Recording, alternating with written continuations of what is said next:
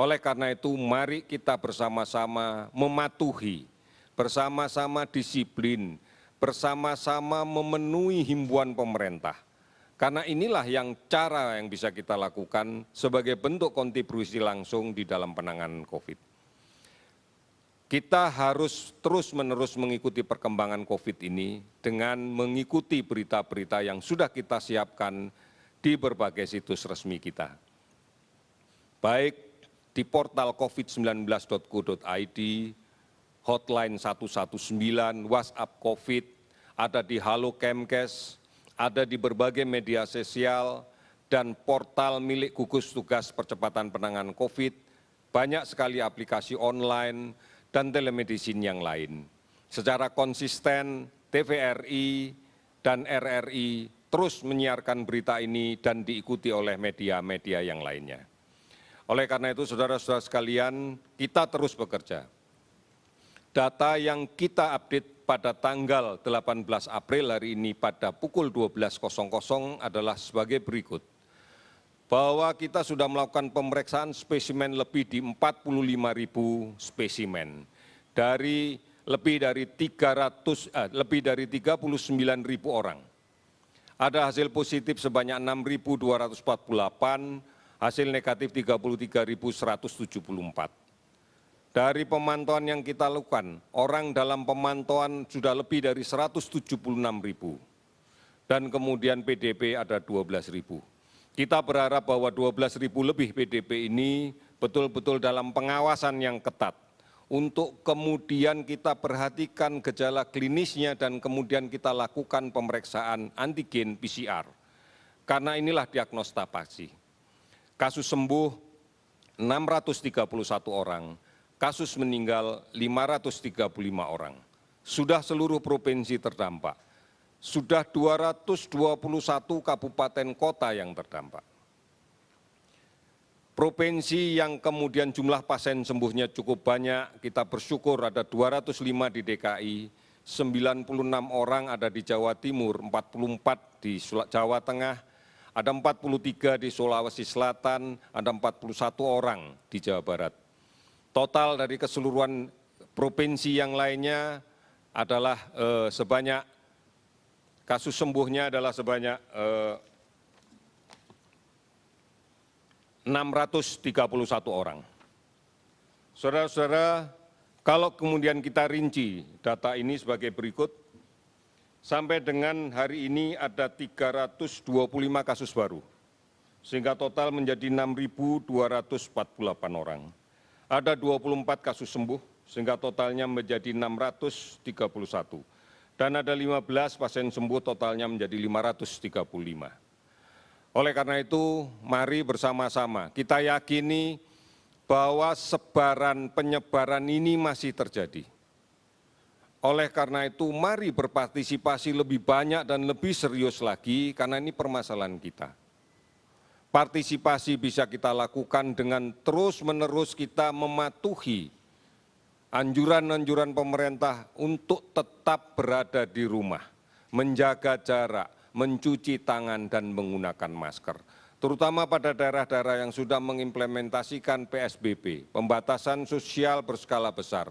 Mari kita patuhi dengan sepenuhnya. Hanya ini cara untuk kita bisa melakukannya dengan baik. Kemudian kami mohon kepada masyarakat untuk paham betul bahwa pasien-pasien COVID-19 yang sudah sembuh, mereka sudah tidak akan menularkan penyakitnya lagi. Karena persyaratan sembuh diyakinkan bahwa dia sudah negatif di dalam tubuhnya. Banyak sekali berita yang beredar tentang jenazah yang diprasangkakan COVID-19 yang dimakamkan. Sebenarnya tidak ada alasan untuk kemudian menolak jenazah ini. Baik secara medis maupun secara agama. Ketentuan yang dibuat oleh Kementerian Kesehatan, oleh organisasi profesi, ketentuan yang dibuat oleh Kementerian Agama, oleh organisasi Majelis Ulama Indonesia, mengatakan tidak ada alasan kita untuk menolak jenazah.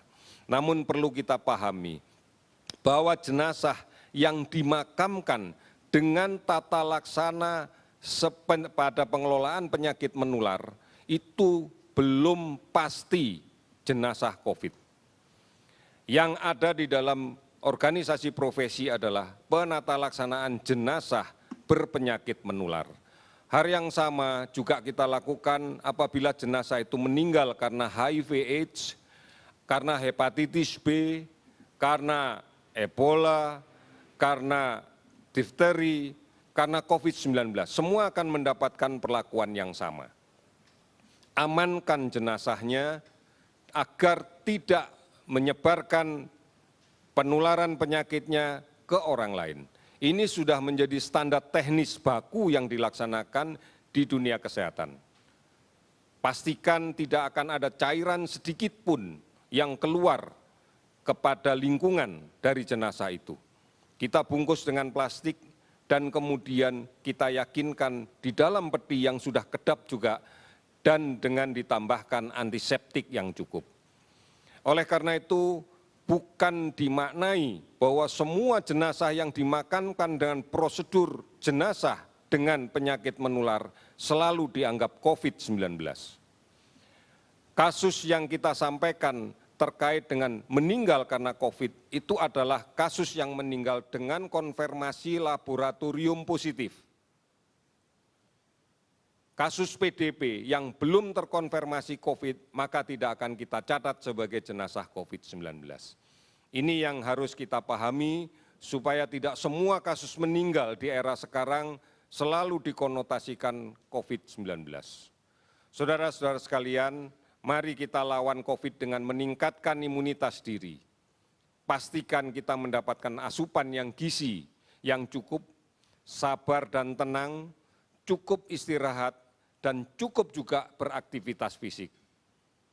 Teratur dalam hidup dan munculkan perasaan gembira bersama keluarga.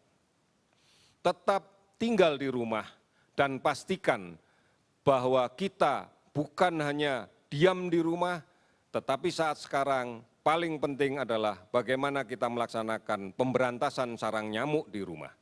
Karena ini menjadi ancaman yang berikutnya yang perlu kita antisipasi, manakala pancaroba ini membawa dampak pada peningkatan kasus demam berdarah. Jaga jarak, pakai masker. Jangan sentuh mata dan hidung sebelum cuci tangan. Pakai sabun dengan air yang mengalir sampai bersih. Kita diuji, gotong royong kita diuji. Tenggang rasa kita diuji. Mari bersatu. Dari pusat sampai ke daerah. Desa, RT, RW, sampai ke keluarga. Ini yang harus kita lakukan di dalam menghadapi COVID-19 ini. Oleh karena itu, pastikan kita melakukan ini dengan benar. Pastikan untuk saling mengingatkan, saling melindungi, saling menjadi teladan.